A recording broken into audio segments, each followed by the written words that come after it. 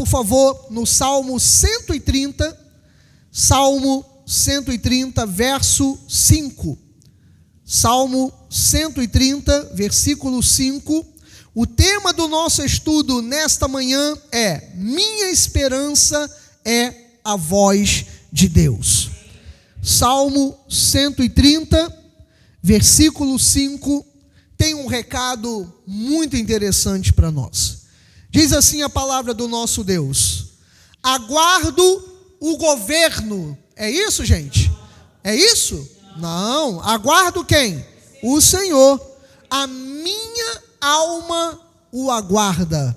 Eu espero na sua palavra. Então, que esta mensagem fale aos nossos corações. Vamos orar. Vamos pedir a Deus revelação em nome de Jesus. Pai Santo, Pai bendito, mais uma vez louvamos e engrandecemos ao Teu nome. Muito obrigado, meu Deus, por esta oportunidade, por estarmos em Tua casa nesta manhã, abençoada, manhã linda de sol, de domingo, onde o Senhor chamou a cada um de nós, separou e nos deu essa oportunidade de estarmos aqui. E agora estamos prontos para mais uma vez ouvirmos a Tua voz. Senhor, que tudo silencie, tudo se cale, para que Tu te reveles. E que esta palavra, Senhor, seja aquilo que nós estávamos esperando como resposta. Não aquilo que nós queremos ouvir, mas aquilo que nós precisamos ouvir. Por isso, ó Deus, fala-nos segundo o Teu querer, fala-nos segundo a Tua vontade. No nome de Jesus, para a Tua glória, e a igreja do Senhor, bendita em Deus, diga amém. Amém. Graças a Deus. Meus amados irmãos, nação santa, povo de propriedade exclusiva de Cristo Jesus. Nesta manhã, o desejo do meu coração, com sinceridade, é tentar trazer dos céus uma resposta a alguns questionamentos que nós temos.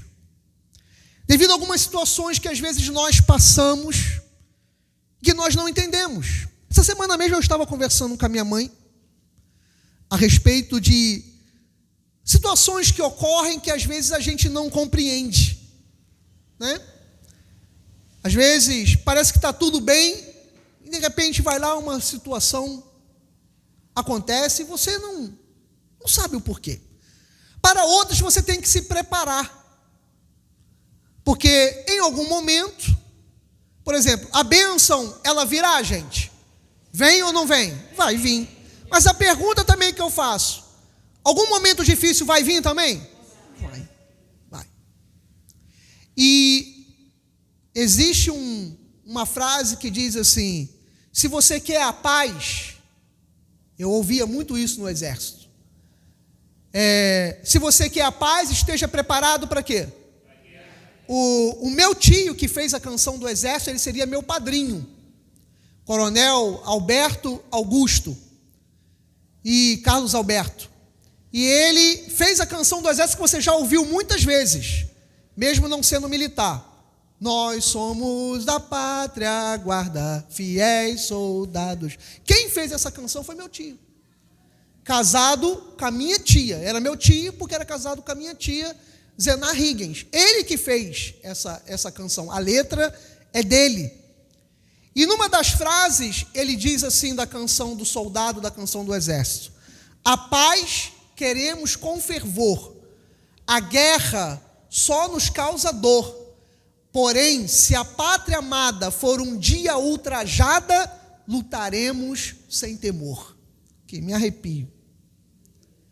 É essa a canção do soldado do exército brasileiro, feita pelo meu tio. Então ele disse: a paz nós queremos com fervor, ou seja, vamos até as últimas consequências para mantermos a paz. A paz queremos com fervor. Por quê? Porque a luta, a guerra, ela só nos causa dor. Mas, se a pátria for invadida, ela for ultrajada, nós estamos prontos, porque nós lutaremos sem temor. Gente, isso parece um hino cristão. Isso parece um hino cristão. Nós queremos a paz em todo o tempo. Paulo chegou a dizer, se for possível, tende a paz o quê? Com todos, se for possível. Se não for, vai para o pau. Essa é a minha frase da Viviane. Né? Então, se possível for, você vai na paz. Se não for, você vai para o pau. Foi que nem aconteceu essa madrugada lá em casa. Renata falou assim, está acontecendo alguma coisa no quintal. E eu falei, é mesmo? Ela falou, já que você é homem, vai lá. Né? Olha, eu desci, eu já Senhor Jesus, Senhor Jesus, Senhor Jesus, Senhor Jesus, o quintal todo apagado, ela e a cachorra na janela, lá em cima, olhando, né? As duas caladinhas lá em cima, olhando. E eu fui lá, abri a porta, porque baixinho, aquela coisa, já cresci logo, fui sem camisa, de calça, leg, quase já botei ali o tênis, né? Desci, peguei um pedaço de pau que estava no quintal e já fui andando dentro do quintal. E a paz queremos com fervor, mas se tiver alguma coisa aqui, meu amigo, eu vou descer o pau mesmo, né? Aí olhando, quando eu olho lá para cima para o quarto, tá a pastora e a cachorra assim na janela, assim, ó, olhando lá, tá tudo certo? Eu falei, tá tudo certo. Abri meu portão, fui lá fora ver se a obra do lado do vizinho estava direito, olhei, eu lá com um pedaço de pau na mão, e olhando. Aí eu voltei, tá tudo tranquilo. Aí ela chegou lá e falou assim, você foi? Eu fui. Aí eu assim, né, eu sem camisa, com a gordura dura aqui, aí eu cheguei, fiz assim, ó, aí ela, nossa, é muito forte, é muito, valeu. Eu falei, não aconteceu nada, né, irmã? Então eu estava ali, fortão. Então eu desci e falei, Senhor, vai à frente, né? Graças a Deus, não tinha absolutamente nada. E às vezes acontece isso na nossa vida, as coisas que, de repente, é um barulho. Eu estava debaixo do cobertor, ouvindo meus vídeos, ao lado dela, lá rindo, assistindo os dela. De repente, alguma coisa aconteceu. Um barulho, algo parecia estar invadindo o quintal da minha casa. Então, alguma coisa estava acontecendo. E de repente, graças a Deus que não houve nada. Mas poderia haver alguma coisa e até eu ser morto. E aí você imagina assim, mas há 10 minutos estava tudo bem. E por que aconteceu? Né? Então eu estava conversando com a minha mãe a respeito dessa questão do câncer, porque essa semana ela teve uma consulta no INCA, e ela está para receber a alta completa em setembro, em nome de Jesus, né? Então a gente estava conversando sobre isso, sobre essas dificuldades, onde aparentemente está tudo bem, e de repente aparece uma guerra. Aparece uma dor, aparece uma situação.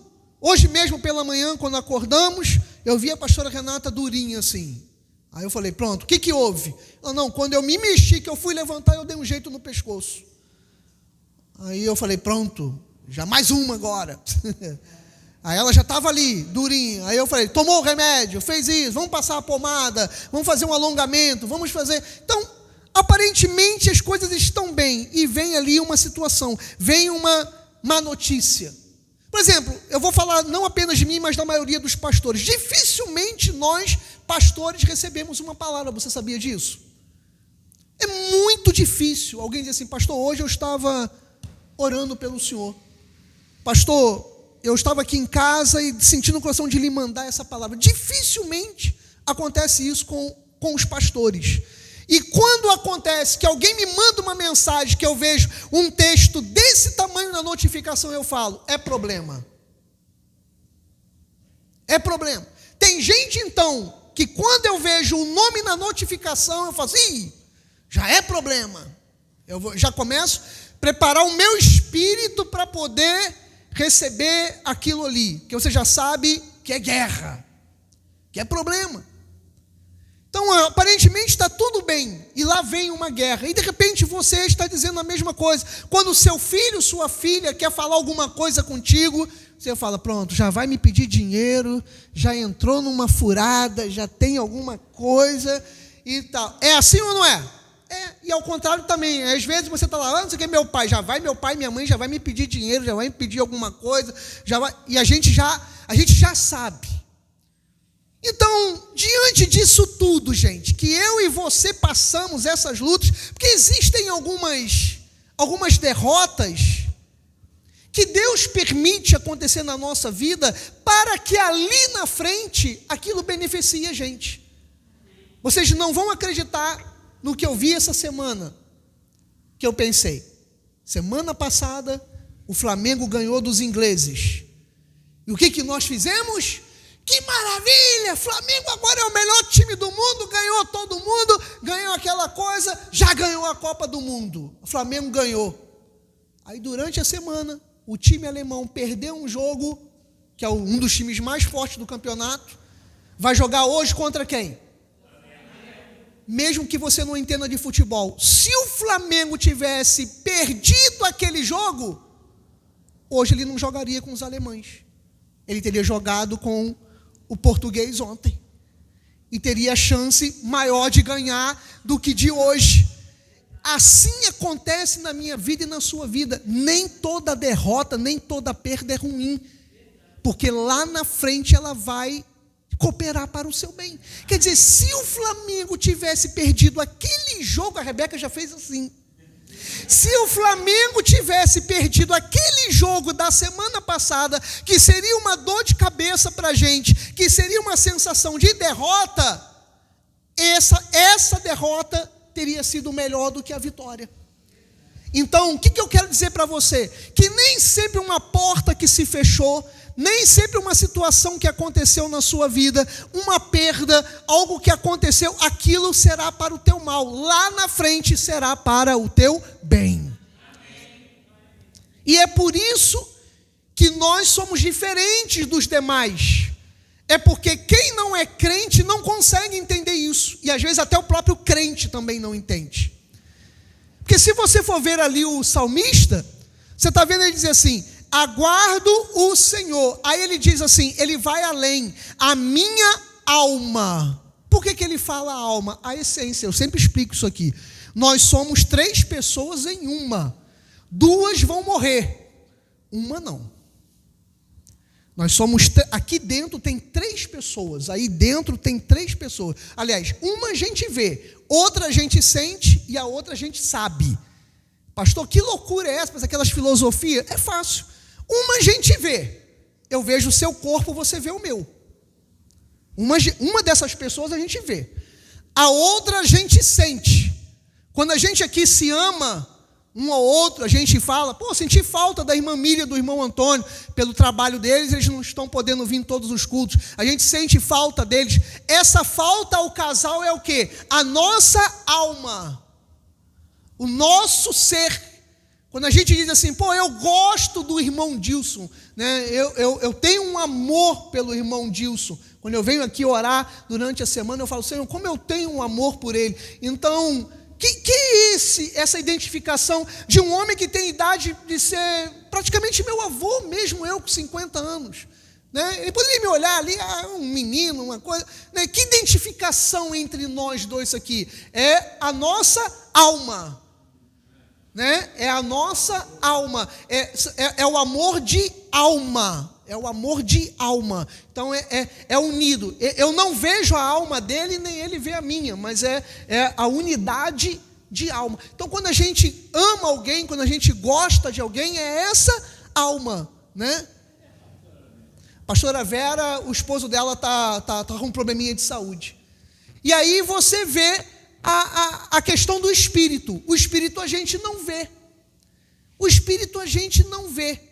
Mas o espírito é aquele que mudou a nossa vida. Se hoje eu e você não vivemos na prática do pecado, é porque o Espírito de Deus mora em nós. E esse espírito ele não morre. Aí é que é a diferença. Um dia o meu corpo vai morrer, a minha alma vai morrer, o seu corpo vai morrer, a sua alma vai morrer, mas o nosso espírito ele volta para Deus. Ele continua a viver na eternidade. Então, nosso espírito, ele volta para Deus. E o salmista, então, ele disse que a minha alma, né, a alma, ou seja, os sentimentos dele, esperam no Senhor. E essa é a diferença, onde existe o crente que entra no desespero e o outro não. É aí que a gente tem que aprender. Qual é o crente desesperado? O crente desesperado é aquele que apenas o corpo dele aguarda em Deus. Então, enquanto está tudo bem, ele está muito feliz, ele acredita, ele louva a bondade de Deus, ele vem à igreja, porque está tudo muito bem. Então, o corpo dele aguarda. Ele é crente, ele é de Deus, ele é filho, mas ele não atingiu um estágio maior. Então o corpo dele adora a Deus, ele não vive no pecado, realmente ele é digno, ele é reto, ele está lá, a bondade de Deus, Deus é bom para sempre, mas coloca um problema, coloca uma dificuldade, passa um desemprego, vem uma enfermidade, vem alguma coisa, já começa a faltar à igreja, já não dá mais o dízimo, já não ora, já não faz. Por quê? Porque ele está no estágio da carne. Ele está no estágio do corpo, ele não passou para o estágio da alma, ou seja, a essência, a fidelidade, né? Como aqueles que nós cuidamos. Ele acabou de falar da pastora Vera. Então o esposo dela está com um probleminha de saúde, ela está lá o quê? Cuidando. Então é isso que a alma faz. A alma, ela não é fiel apenas quando tudo vai bem, a alma é fiel quando as coisas vão mal. Você tem um marido e tem uma esposa, que eu creio, ao olhar aqui a maioria dos casais da igreja que eu conheço, que eu tenho certeza que se um de nós ficarmos doentes, enfermos, a outra parte vai cuidar ou não vai cuidar? Vamos cuidar, porque nós não somos fiéis à esposa ou ao marido, só enquanto está ali com saudável e podendo nos alegrar naquela hora que você sabe o que é. Vai ter um momento em que não vai estar bem de saúde, você vai ter que cuidar. Você vai ter que cuidar. Você vai ter que zelar. Por quê? Porque ali saiu do natural e foi para a alma. Então você cuida da pessoa, mesmo que agora aquela pessoa não tenha o que te oferecer. Não tenha o prazer do sexo para te oferecer, não tenha o prazer das conversas, do riso, seja lá o que for, mas você está cuidando. Está cuidando na cama, está cuidando no leito, está cuidando no hospital. Por quê? Porque você está cuidando com a alma. E é assim que tem que ser com Deus. Porque se a gente tiver uma relação com Deus apenas na questão da carne, nós vamos abandonar tudo.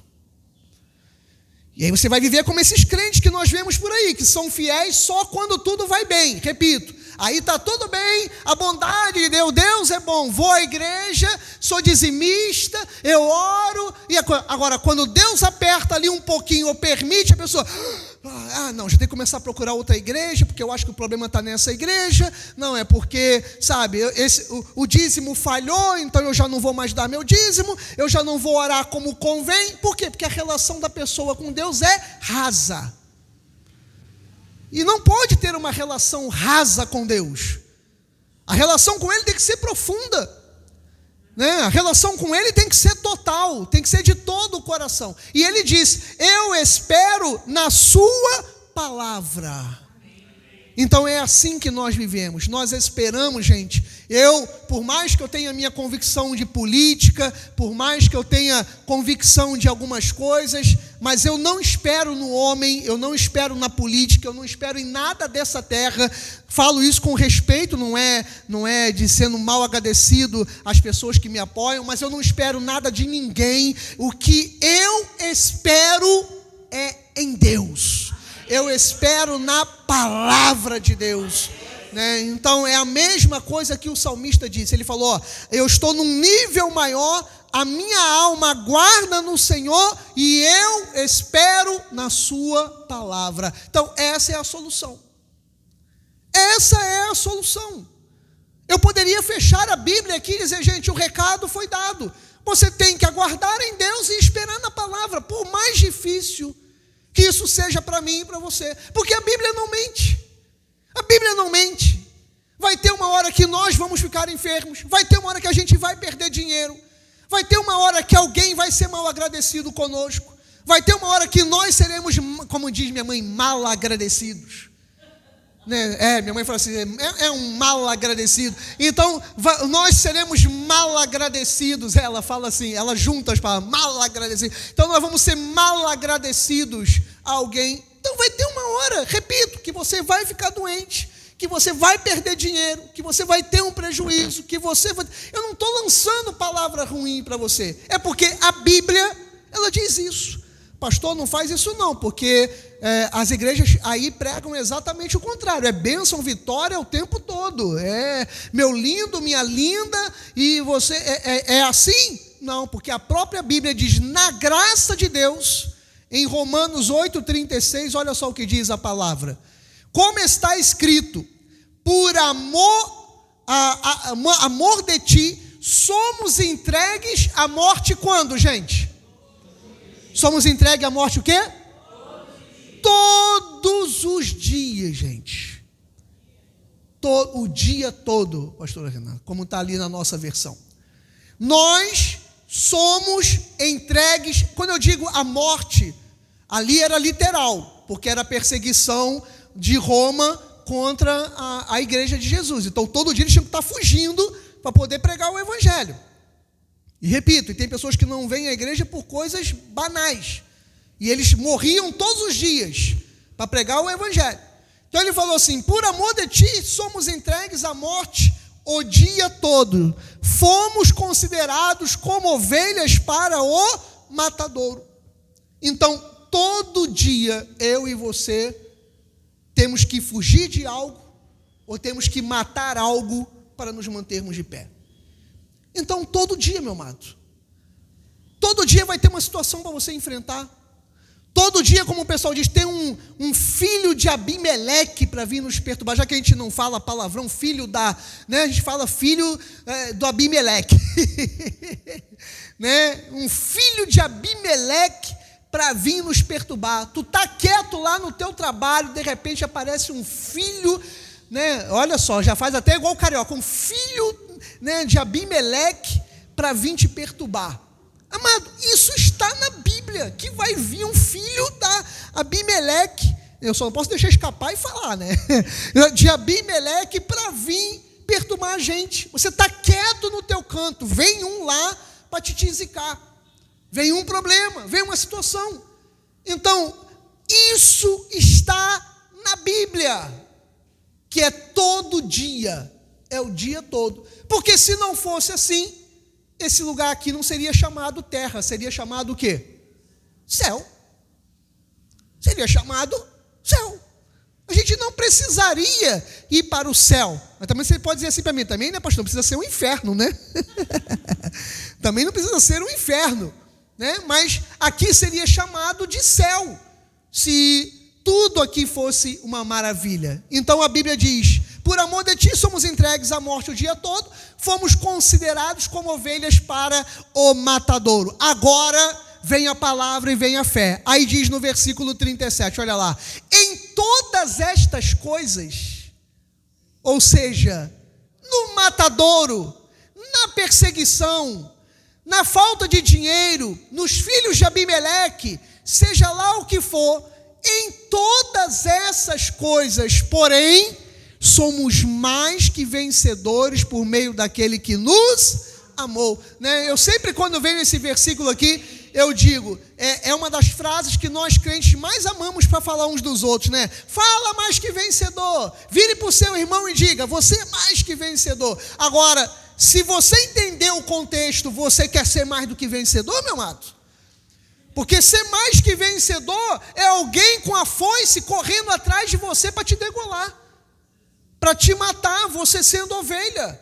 Esse é o contexto de ser mais do que vencedor. Aí outra coisa, que eu também sempre falo nessa passagem, é que Paulo se referiu isso aqui, hoje quando alguém ganha na medalha olímpica, que ele vence ali a disputa, nós falamos que ele é o quê? Medalhista de ouro, né?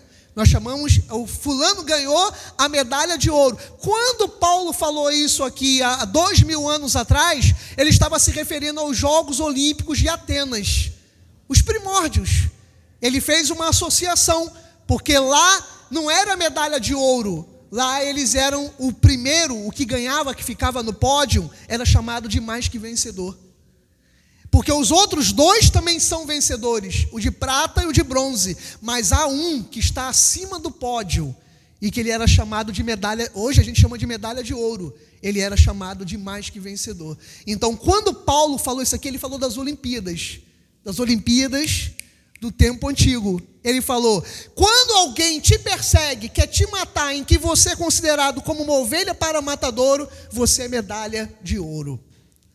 Foi isso que ele disse. Em tudo isso aí, porém, você é mais que um vencedor. Ou seja, o medalha de prata é um vencedor, o medalha de bronze é um vencedor, mas você está acima, você é mais que um vencedor. Então, foi isso que ele disse. Não importa se você tem passado por essas dificuldades, e essas dificuldades, ela tem colocado no seu coração, às vezes até o desejo de desistir, de parar. Você dizer: sabe de uma coisa, pastor, eu vou ficar aqui em casa mesmo, eu não vou mais para igreja nenhuma, não. E às vezes eu escuto pessoas falando isso, não apenas da nossa igreja. Essa semana mesmo, eu estava aqui na igreja, aqui dentro, recebi um zap de uma irmãzinha que eu tenho um carinho muito grande no Rio. Eu estava conversando com ela, ela falou: sabe de uma coisa, pastor, eu não vou mais para lugar nenhum, não. Eu não vou mais para lugar nenhum, não. Aí começou a falar. Eu falei: não, minha irmã. E eu botei essa passagem para ela. Eu falei: ser cristão é ser direcionado como uma ovelha para a morte todo dia. Mas nisso aí, você é mais que uma vencedora. E é essa a visão que nós temos. Porque tudo que está à volta nessa terra é para nos desanimar. É para nos desanimar nas coisas em relação a Deus. Porque você, como carne natural, você começa a se questionar: Senhor, por que eu faço a sua vontade e isso acontece comigo? Por que eu faço a sua vontade e eu estou enfermo? Essa semana também eu vi um vídeo, um garotinho num tratamento de câncer, com uns 8, 9 anos, ele com a mãozinha no leito, lá no hospital, ele louvando. Carequinha, ele lá deitadinho, a mãe do lado, e ele louvando a Deus, ele cantando com as mãozinhas para cima. Vai ser curado? Não sei, gente. Mas ainda que os olhinhos dele fechem, o espírito dele já está preparado para o Senhor. São coisas que nós não entendemos, coisas que nós não compreendemos, que vai além da questão natural, vai além da questão humana. Mas nós diariamente passamos por isso, e Paulo diz: ainda que você passe por tudo isso, você é medalha de ouro. Você é mais do que um vencedor. Porque a gente só vê a medalha de ouro naqueles segundos que a gente vê nas Olimpíadas. E às vezes o cara se preparou ali 20 anos para poder chegar àquele momento. 20 anos que ele está preparando, por causa daqueles segundos, por causa daqueles minutos. Você não sabe quanta luta, quanta dor, quanta dificuldade, quanta lágrima, quantas vezes esperou e pensou em parar. Se um dia Deus permitir que nós tenhamos uma grande igreja aqui em Cabo Frio, você vai estar comigo e você vai dizer: pastor, quem diria que nós chegamos lá? Mas é porque você passou comigo. De repente, quem estiver lá na frente não vai entender, Cleide, os anos que você tem comigo aqui na igreja. Vai chegar e dizer: puxa, tudo bonito, tudo muito bom, tudo grande, mas só Deus sabe o que nós passamos. É assim ou não é? É, meu amado, a vida é assim. Mas não importa o que nós estejamos passando, somos mais do que vencedores. Aí eu digo: você é mais que um vencedor, você é mais que vencedora, você é medalha de ouro, independentemente do que você esteja passando. Porque é em tudo isso que nós somos. João 6:63 diz assim: o Espírito, olha lá, é o que vivifica. Se você ficar vendo essa condição que você está passando na tua carne e eu na minha, olha o que a Bíblia diz: a carne para o quê, gente? A carne para o quê? Nada aproveita, amado. A carne para nada aproveita. Guarda isso. É o que está me alimentando essa semana, o meu coração, em umas circunstâncias que eu estou passando. É isso aqui. Porque tem horas que a minha carne, meu amado, começa a querer me envergonhar, começa a querer ali, sabe, tirar a minha fé, a minha constância. E Deus me deu essa palavra aqui, né? A carne para nada aproveita. Então não fica olhando essa situação com a carne. Não fica, porque é o Espírito que dá vida, vivifica. Aí ele diz: as palavras que eu vos tenho dito são espírito e vida. Por isso que o mundo não recebe. Você chega lá no seu trabalho, você vai e fala alguma coisa, aí a pessoa vem e fala, não, isso é coisa de crente, isso é coisa de crente, né?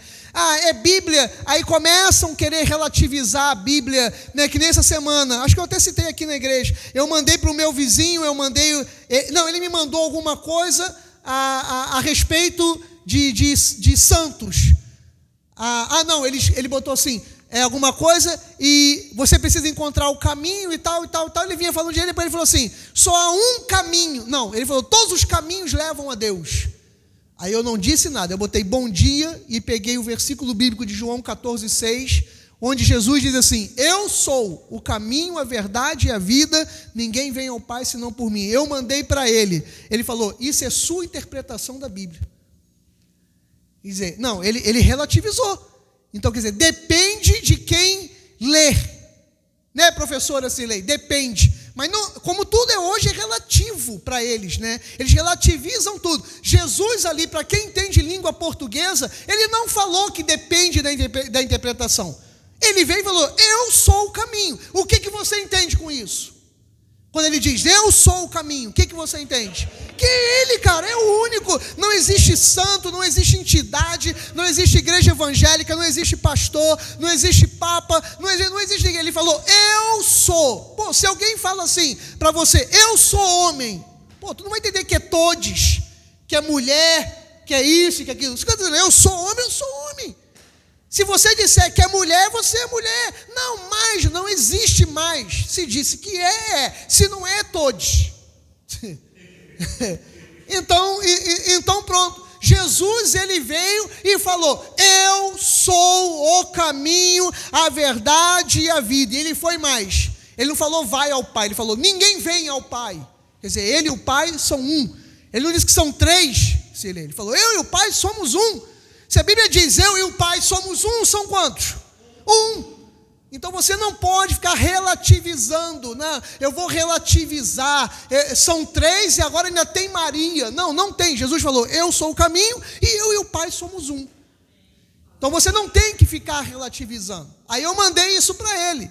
Aí ele, não, isso é segundo a sua interpretação. Não é interpretação, cara. Se Jesus disse isso, está dito. Então o mundo não vê vida na palavra. E se essa palavra não tiver vida, desculpe a redundância, na sua vida, ela será apenas uma filosofia.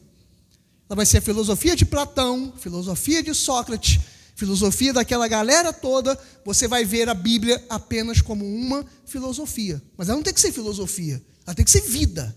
Por isso que ele falou, o Espírito é que vivifica, a carne para nada aproveita. As palavras que eu vos tenho dito são espírito e são vida. E eu termino então com uma passagem prática.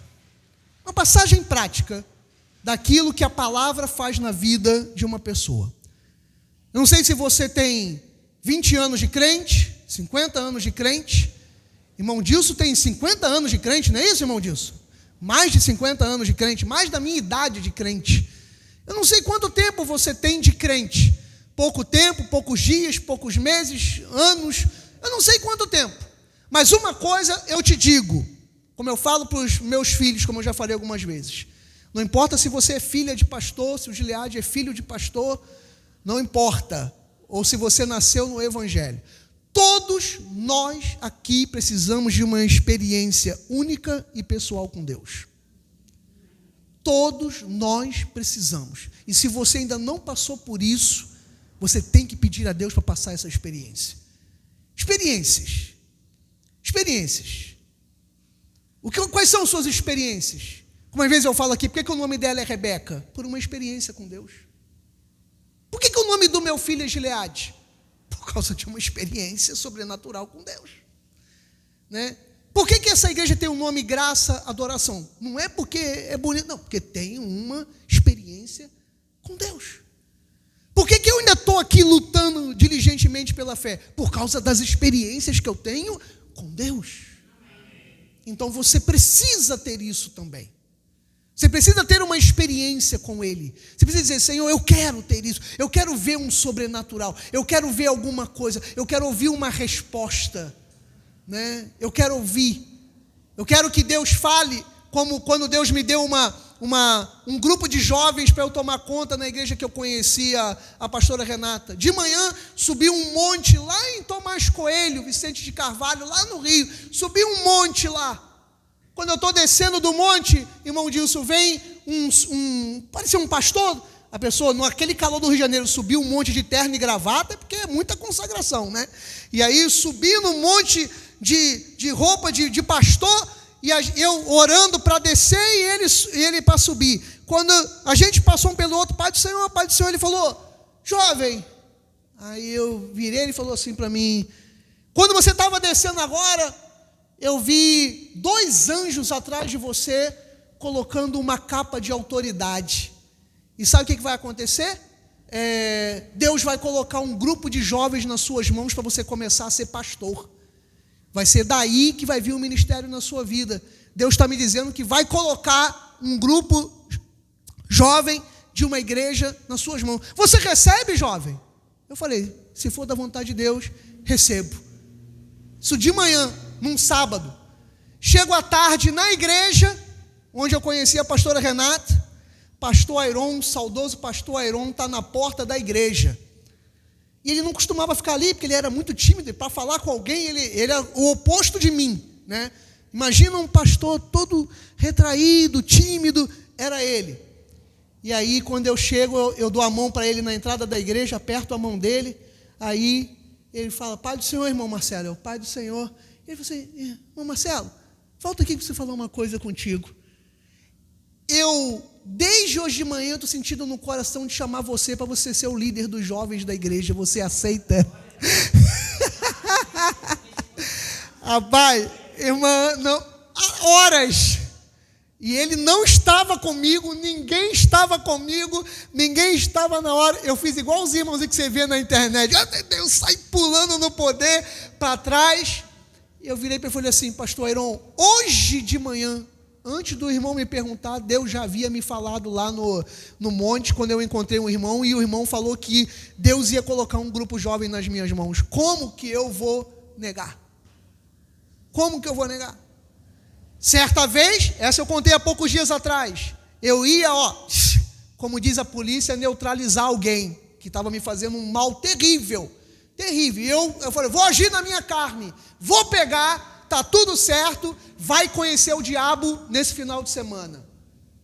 E aí, eu saio do Banco Itaú aqui, fechou aqui no centro, encontro uma irmã na rua, que uma irmã que me viu pregar numa outra igreja, me abraçou, falou: Pai do Senhor, pastor, Pai do Senhor. E ela rindo assim, ele disse: pastor Marcelo, eu não sei porque que eu vou te falar isso, mas não age na sua mão não, eu estou vendo na sua mão sangue, não faz isso não, deixa que Deus vai ser a sua justiça, não faça nada com as suas mãos, está entendendo? Não é o Senhor que tem que fazer, é Deus que tem que fazer a justiça dele, seja lá o que for, desfaça o que você vai fazer, porque você vai viver a consequência disso na sua vida. Eu olhando para o cara da irmã assim, e ela falou assim: você entendeu? Aí eu: sim, senhora. Eu falei: tem que entender. Sim, senhora. Não faça nada com as suas mãos. Não faça nada. Deus está mandando dizer: não faça nada com as suas mãos, porque a tua justiça vem dele. Você entendeu? Está cancelada a neutralização. Por quê, meu amado? Porque são experiências sobrenaturais que você tem com Deus. Experiências sobrenaturais. E se eu for contar aqui, serão inúmeras, uma atrás da outra. Aí, para terminar, Atos 14, diz assim: em Listra, costumava estar assentado certo homem aleijado. Quer ver uma coisa, gente? Alguém aqui, com sinceridade, já se acostumou com alguma dor na sua vida? Alguém aqui já se acostumou com alguma dor? Já? Irmão Célio, pastora Renata, tadinha, nem falo nada. Josimar, existem realmente algumas dores que você já foi ao médico, você já tomou inúmeros remédios, que na verdade essa dor já nem te faz mais sofrer, você fica às vezes triste, mas já não faz mais sofrer porque ela já está ali, né? Ela já está ali. E existem questões na nossa vida assim. Existem dores. Por exemplo, um cara que luta profissionalmente boxe, ou um esporte de luta, um MMA, uma coisa dessa. Tem como a gente brigar com eles? Irmão, por mais um soco que você dê nele, ele fique parado e você dando um soco, ele não te dê nenhum, vai ter uma hora que ele vai te vencer no cansaço, porque ele está acostumado a levar dor, a ter dor, a levar soco. Então, para você tem que ser um cara tão bom quanto ele. Ele vai ficar parado na tua frente, tipo assim, esses caras de boxe, de super pesado. Eu vou quebrar minha mão se eu der um soco no rosto dele. Eu vou quebrar minha mão, meu punho, eu vou quebrar. Por quê? Porque ele está acostumado a levar lambada, a apanhar. Ele está acostumado. E existem alguns de nós que estamos acostumados a apanhar. E esse homem aqui, ele estava lá em Listra, costumava estar assentado certo homem aleijado, paralítico desde quando, gente? Desde o seu nascimento, o qual jamais ele pudera andar. Ele nunca andou, ele já estava acostumado. E às vezes a gente passa por isso. Pastor, eu estou acostumado a pular de emprego, eu vivo pulando de emprego. Pastor, eu estou acostumado, eu vejo meus filhos não alcançaram nada, não são ninguém. Pastor, eu estou acostumado com essa dor. Pastor, eu estou acostumado com isso desde o meu nascimento. Essa semana eu nunca tinha orado a respeito disso. E eu estava orando e eu comecei a sentir uma presença muito grande de Deus. E eu vou falar algo para você que eu não falei nem para a pastora Renata. E de repente me veio a respeito da minha família lá atrás. E eu comecei a ter algumas visões, como se fosse de família lá atrás, tipo, ou dos Higgins, ou dos Britos, não sei, alguma coisa lá atrás. E Deus me colocou no coração assim, eu falei, Senhor, lembra de uma promessa. Olha só o que eu orei.